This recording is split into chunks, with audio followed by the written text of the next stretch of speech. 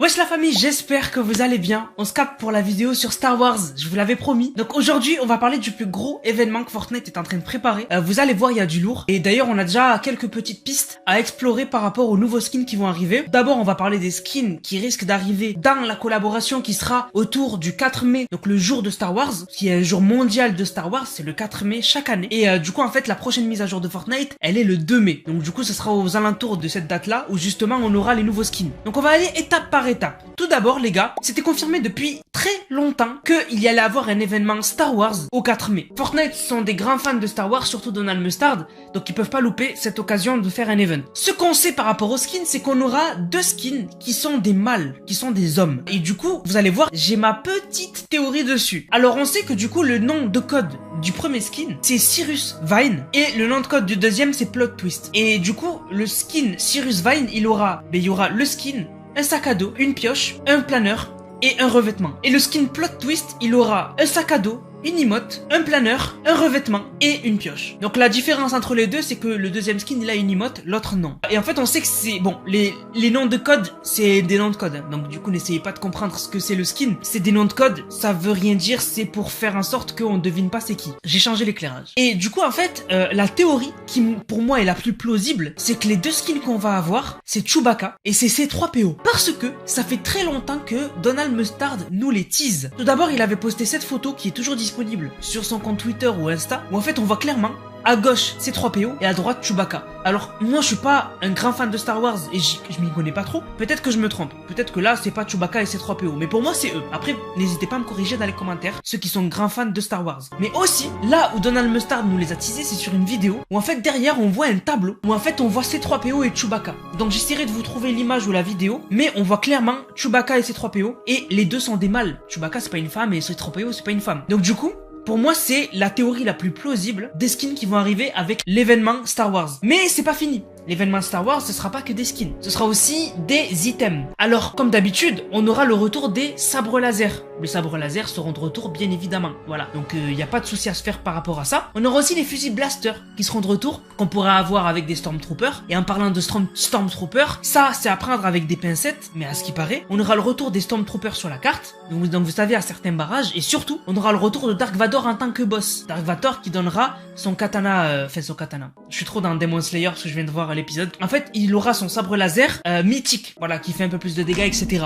Donc ça, c'est super cool. Donc c'est des choses qu'on connaît déjà. La grosse nouveauté de cet événement Star Wars, et c'est ça qui avait fait beaucoup parler à l'époque de l'event, c'est qu'on va avoir, écoutez bien, la force. Donc vous savez, en plus pendant le trailer de l'époque de Star Wars, et même quand vous alliez affronter le boss Star Wars, il utilisait la force pour vous envoyer des objets. Voilà. Et ben en fait, on s'est jamais dit, mais est-ce que ce pouvoir, il arrivera pas un jour? Et en fait, il va arriver. Donc normalement, prochain événement Star Wars, donc que je rappelle, il sera autour du 2 mai, 2-4 mai, on aura la force qui sera une arme mythique. Donc je pense que ce sera sous forme de gants, voilà. Et en fait, du coup, ce qu'on pourra faire, c'est qu'on pourra lift, donc monter les choses. On pourra sauter avec la force. On pourra faire des éclairs. On pourra pull, ça veut dire tirer. Ensuite, on pourra pousser, donc repousser un ennemi ou repousser des objets en les faisant léviter. On pourra rip, je sais pas c'est quoi. Script et vacuum, je sais pas c'est quoi. Voilà. Donc du coup, on verra. Mais en tout cas, on voit que il y aura plusieurs forces. Il y aura pas juste tu soulèves un objet, tu le lances. Tu pourras attirer des objets vers toi. Tu pourras sauter avec la force. Les éclairs, je sais pas ce que c'est.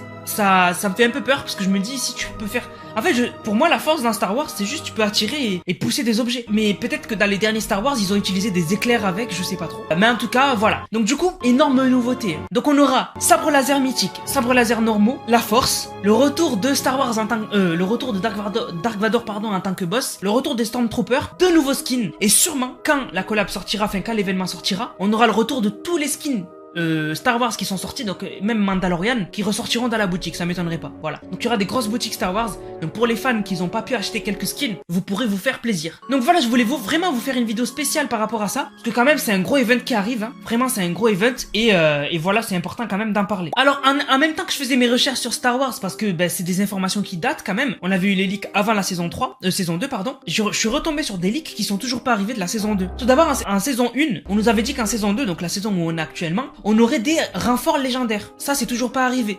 Donc on en aurait 3 dès le début. On aurait un renfort légendaire qui te donnerait plus de boucliers, donc plus de shield. On aurait un renfort légendaire qui ferait que quand tu meurs, tu respawn. Donc t'aurais une deuxième chance de survivre, même si tu meurs, tu respawn, même en solo, mais tu l'aurais qu'une fois. Si tu remeurs, après c'est terminé. C'est comme un peu un mini goulag, sauf que le goulag tu le fais pas. Et ensuite, troisième renfort légendaire, on aurait le siphon, comme en arène, qui quand vous faites un kill, vous redonne 22 PV, 22 shield, ou je sais plus, ou 40 PV, 42 shield, je sais plus. Voilà, bref. Donc du coup, ça c'est super intéressant. Et aussi, la vue à la première personne, elle est toujours pas là, alors que vraiment, les leakers étaient catégoriques, ça devait arriver enfin cette saison 2. Mais pour l'instant, c'est toujours pas arrivé. Après, la saison n'est pas finie, s'il faut, ça peut arriver. Mais pour l'instant, c'est toujours pas arrivé. Je l'attends beaucoup, la première personne, puisque moi qui suis un fan de Call of, je joue 1000 fois plus à Call of qu'à Fortnite.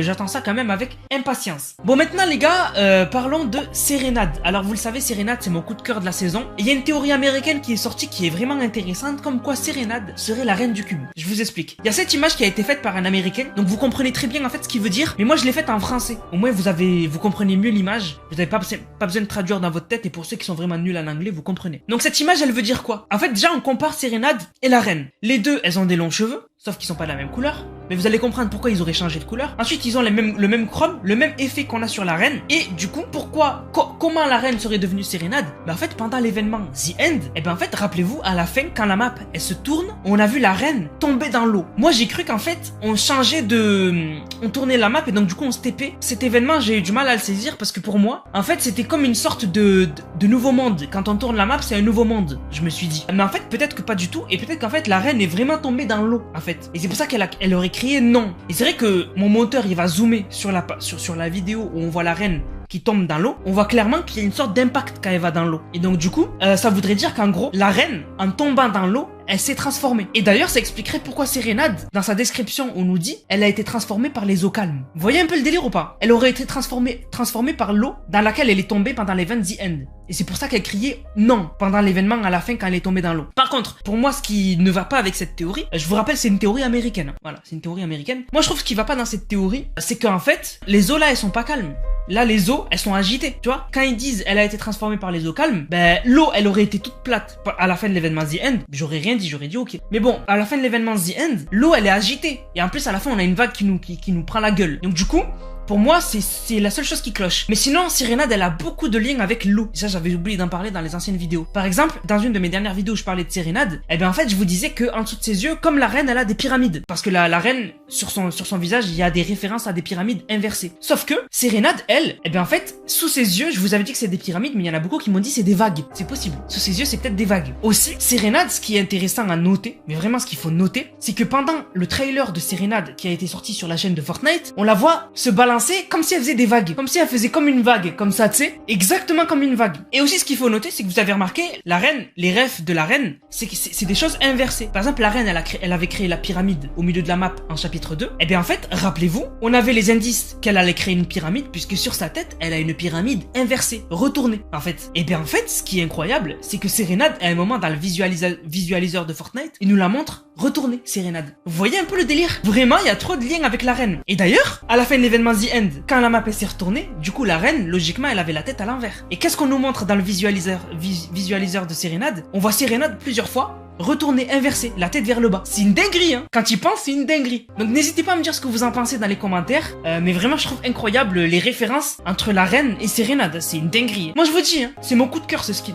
Je vous dis la vérité, c'est mon coup de cœur. Il est pas incroyable niveau visuel, mais en fait, le fait qu'il soit autant lié à l'histoire, à la Reine du Cube, à l'héros, à Treyarch Nox, à l'ultime réalité, ça me fait kiffer, tout simplement. Donc voilà la famille, j'espère que la vidéo vous a plu. Si c'est le cas, n'hésitez surtout pas à liker, commenter, partager. On se capte les gars pour une prochaine vidéo. C'était Nanas, prenez soin de vous. Bang, bang, bang.